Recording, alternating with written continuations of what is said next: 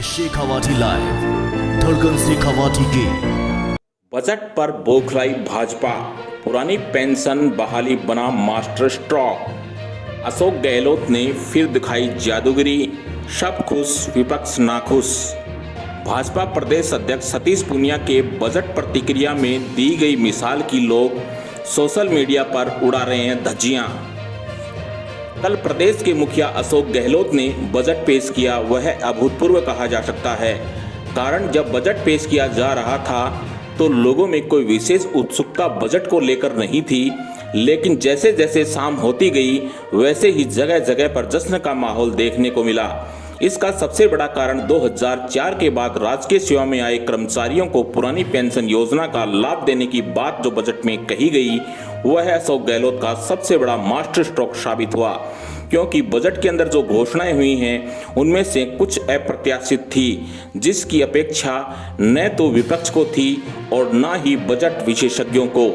लेकिन विपक्ष को तो अपनी भूमिका निभानी है ही, लिहाजा भाजपा प्रदेश अध्यक्ष सतीश पूनिया ने बजट की प्रतिक्रिया को लेकर एक उदाहरण प्रस्तुत किया। उसका वीडियो सोशल मीडिया पर वायरल हो रहा है। वीडियो में दिखाई दे रहा है कि उन्होंने जो बजट को लेकर मिसाल पेश की है उसे किसी भी तरीके से उचित नहीं ठहराया जा सकता। सतीश पूनिया इस वायरल वीडियो में बोल रहे हैं कि लीपा पोती वाला बजट है।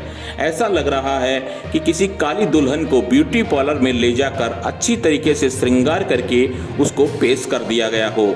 भाजपा प्रदेशाध्यक्ष के इस बयान की सोशल मीडिया पर लोग जमकर धज्जियां उड़ा रहे हैं। इनमें से जो इन्होंने एक काली दुल्हन का उदाहरण दिया है उसको किसी भी तरीके से जायज़ नहीं ठहराया जा सकता, क्योंकि रंग से काली दुल्हन भी किसी की बेटी और बहन होती है और किसी की होने वाली पत्नी भी।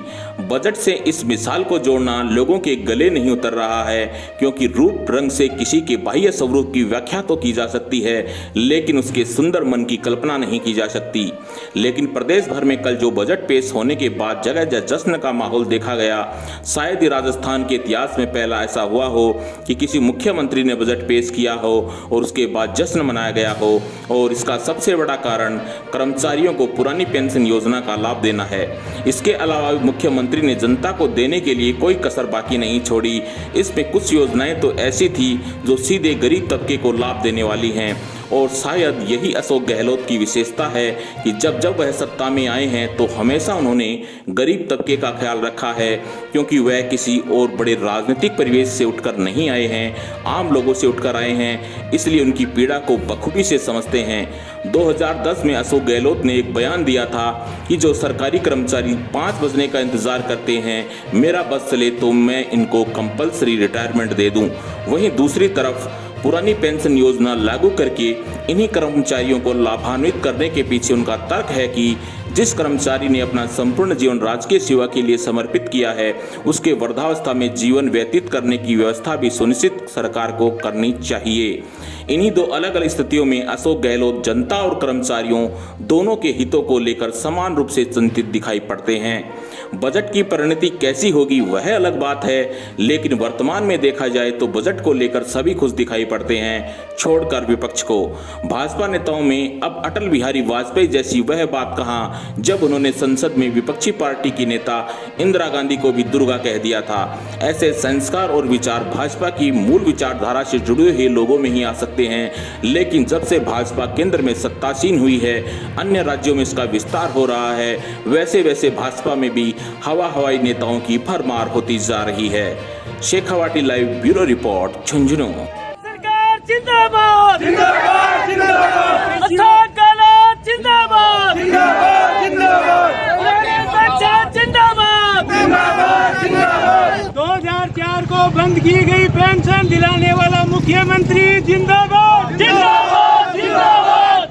लीपापोती वाला बजट है और ऐसा लग रहा है कि किसी काली दुल्हन को ब्यूटी पार्लर में ले जाके उसको अच्छे से उसका श्रृंगार करके पेश कर दिया गया हो।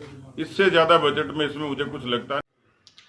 आज माननीय मुख्यमंत्री जी ने जो बजट पेश किया है राजस्थान का, वैसे तो उसमें आम जनता के लिए खूब सौगातें दी हैं, बहुत अच्छा बजट है।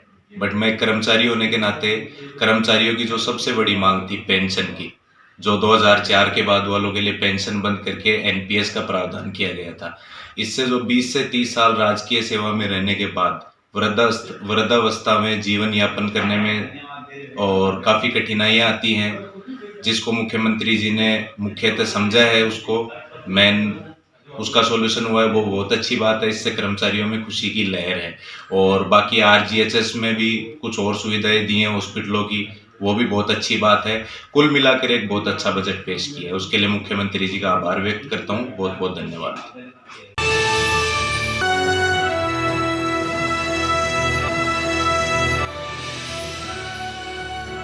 ये है शेखावाटी लाइव, धड़कन शेखावाटी की